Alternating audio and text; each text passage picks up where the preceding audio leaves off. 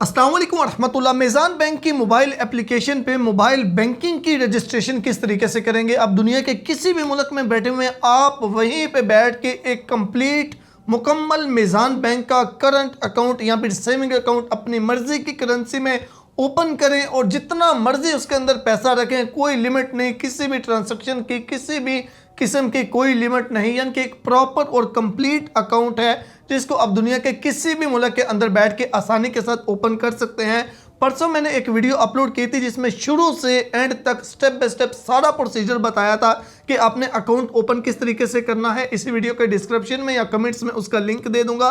तो आज की वीडियो के अंदर हम देखते हैं कि आपने मीज़ान बैंक का अकाउंट ओपन करने के बाद मोबाइल बैंकिंग की जो रजिस्ट्रेशन है वो किस तरीके से करनी है। मोबाइल बैंकिंग की रजिस्ट्रेशन करके आप अपने बैंक अकाउंट को टोटली तौर पे कंट्रोल कर सकते हैं। अपने मोबाइल से मीज़ान बैंक की एप्लीकेशन से ट्रांजैक्शन को मैनेज कर सकते हैं, ट्रांजैक्शन कर सकते हैं, बिल पेमेंट कर सकते हैं, यानी कि टोटली अपने अकाउंट को आप अपने मोबाइल से कंट्रोल कर सकते हैं। तो आए अकाउंट ओपन करने के बाद मोबाइल बैंकिंग की रजिस्ट्रेशन कैसे करनी है वो मैं आपको step by step complete procedure guide करूं। तो वीडियो अच्छी लगे लाजमी तौर पर लाइक करें, जो नए हैं पेज को लाजमी तौर पे फॉलो कर लें, यूट्यूब से देख रहे हैं सब्सक्राइब कर लें। तो चलें जी, आए मैं आपको गाइड करता हूं। तो आपका कोई भी सवाल हो कमेंट्स बॉक्स में आप ज़रूर कर सकते हैं और अपनी राय का इजहार भी ज़रूर कीजिएगा।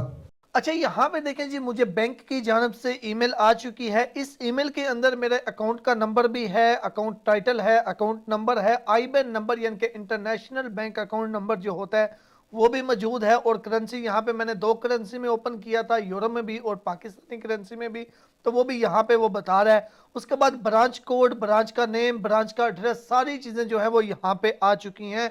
जो मीज़ान बैंक का डिजिटल अकाउंट हम ओपन करते हैं इसकी जो ब्रांच होती है वो ऑटोमेटिकली कराची की जो डिजिटल ब्रांच है वो होती है, तो इसका कोई इशू नहीं है, इसमें यही ब्रांच रहेगी, इसका कोई प्रॉब्लम नहीं।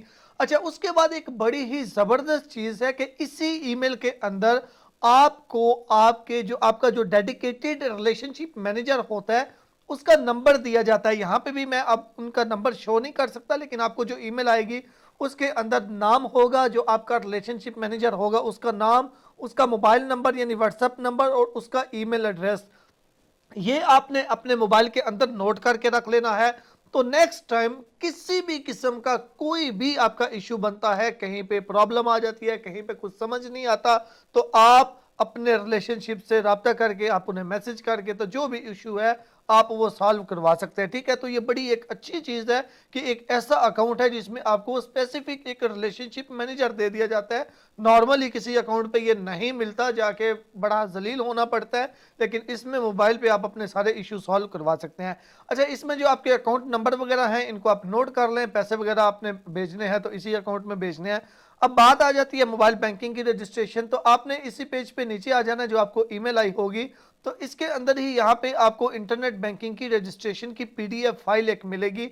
इसको आप ओपन करें, इसके अंदर भी सारी डिटेल है, लेकिन इसके अंदर भी सारी वही डिटेल है वो मैं अभी आपको वैसे बताने वाला हूँ, प्रैक्टिकली करके दिखाने वाला हूँ। तो इसको भी आप ओपन करके इसमें भी से भी सारी चीज़ें जो है वो चेक कर सकते हैं। इसमें भी वही सारा प्रोसीजर उसने स्टेप बाय स्टेप बताया हुआ है कि आपने किस तरीके से रजिस्ट्रेशन करनी है। तो इसके अंदर इन्होंने एक रजिस्ट्रेशन वाला लिंक दिया हुआ है, इस लिंक के ऊपर आपने क्लिक करनी है। ये जो लिंक है ये मैं इसी वीडियो के डिस्क्रिप्शन में भी दे दूंगा। डायरेक्टली आप इस लिंक पे आएंगे तो आपके सामने ये वाला पेज आ जाएगा। अब यहाँ पे सबसे पहले आपने ये CNIC को ही सिलेक्ट रहने देना है और यहाँ पे आपने अपना शनाख्ती कार्ड नंबर लिखना है।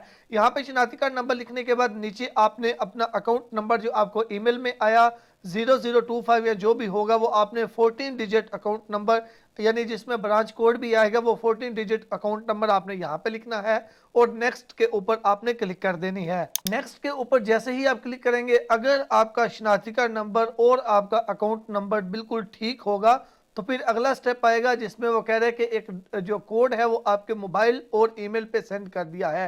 8 डिजिट कोड होगा, आपके ईमेल और मोबाइल नंबर पे सेंड किया है। तो अब आप इंतजार करें उस कोड का, जो आपको कोड रिसीव हुआ होगा वो यहाँ पे आपने लिखना होगा। तो यहाँ पे जो भी आपको OTP पासकोड वगैरह रिसीव हुआ वो लिखना है, वैलिडेट के ऊपर आपने क्लिक करनी है। अगर OTP बिल्कुल सही होगा तो नेक्स्ट पेज आ जाएगा।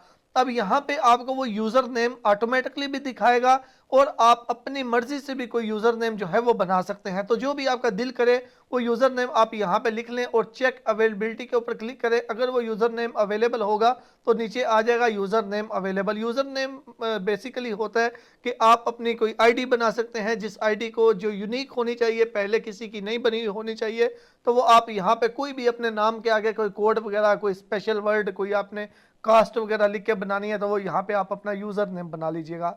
उसके बाद आपने अपना पासवर्ड बनाना है, कोई भी जो है वो स्ट्रांग सा होना चाहिए, जिसमें आपने जो ABC यूज़ करनी है, बड़ी भी करें छोटी भी करें। उसके बाद डिजिट 1 2 3 4 कोई इस तरह के डिजिट भी, और स्पेशल करेक्टर जो है वो भी आप यूज़ कर लें, यानी कि एक स्ट्रांग सा अपनी मर्जी से जो है वो पासवर्ड बना लें। लेकिन जो भी पासवर्ड बनाना है उसकी कम से कम लेंथ 8 करेक्टर्स होनी चाहिए, यानी कि 8 करेक्टर जो है वो उससे ज़्यादा का होना चाहिए, कम का नहीं होना चाहिए। उसके बाद यहाँ पे नीचे वो देखें, वो कह रहा है कि आप अपनी कोई भी पिक्चर जो है वो आइडेंटिफिकेशन के लिए आप अपनी पिक्चर कोई एक जो है उसको सिलेक्ट कर लें। तो इसमें से कोई भी एक पिक्चर सिलेक्ट कर लें और फिर जो भी पिक्चर आप सिलेक्ट करेंगे उसको याद भी रखना है कि आपने अगर ये रजिस्ट्रेशन करने के टाइम कौन सी पिक्चर को सिलेक्ट किया था। इन केस फ्यूचर में जब कभी ज़रूरत हो आइडेंटिफिकेशन के लिए तो आपको याद होना चाहिए, फिर आप उसी पिक्चर को यहाँ से सिलेक्ट करेंगे तो फिर वो आइडेंटिफिकेशन के लिए यूज़ होगी। तो आप यहाँ पे अपने कोई भी एक जो है वो सिक्योरिटी पिक्चर उसको चूज़ कर सकते हैं। उसके बाद एक्सेप्ट टर्म्स एंड कंडीशंस के ऊपर क्लिक करनी है और कंटिन्यू, यानी कि एक्सेप्ट टर्म्स एंड कंटिन्यू के ऊपर आपने क्लिक कर देनी है। इसके ऊपर जैसे ही आप क्लिक करेंगे उसके बाद थोड़ा सा यहाँ पे इंतज़ार करें। यहाँ पे देखें जी, अल्हम्दुलिल्लाह हमारी इंटरनेट बैंकिंग की रजिस्ट्रेशन जो है वो कंप्लीट हो चुकी है। अब आप अपना यूज़र नेम और पासवर्ड जो आपने बनाया था वो लगा के तो लॉगिन कर सकते हैं। इसके लिए आप मेज़ान बैंक की मोबाइल एप्लीकेशन जो है उसका भी इंतखाब कर सकते हैं। अपने मोबाइल के अंदर मोबाइल बैंकिंग मोबाइल एप्लीकेशन जो है वो आप यूज़ करें, मेज़ान बैंक की ऐप इंस्टॉल करें, अपना यूज़र नेम और पासवर्ड लिखें, जो भी कैप्चा होगा वो लिख के तो आप अपनी आईडी के अंदर जो है वो लॉगिन कर सकते हैं। और नेक्स्ट इस एप्लीकेशन को कैसे इस्तेमाल करना है उसकी वीडियोस भी स्टेप बाय स्टेप आपके साथ शेयर करता रहूंगा। तो ये प्रोसीजर था सारा मोबाइल बैंकिंग रजिस्ट्रेशन का। तो इंशाल्लाह नेक्स्ट हम इस एप्लीकेशन के बारे में भी और बाकी भी जितने भी बैंक हैं सारे बैंक से अकाउंट ओपन करने का, मोबाइल बैंकिंग के रजिस्ट्रेशन का सारे तरीके आपके साथ इसी पेज पे शेयर करते रहेंगे। तो लाजमी तौर पर पेज को भी फॉलो कर लें और अगर यूट्यूब से देख रहे हैं तो सब्सक्राइब भी कर लें और दूसरों के आगे आपने शेयर ज़रूर करना है। अपनी राय का या फिर आपको कोई मसला पेश आ रहा है उसका इजहार कमेंट्स बॉक्स में लाजमी कर दें। अल्लाह हाफिज़।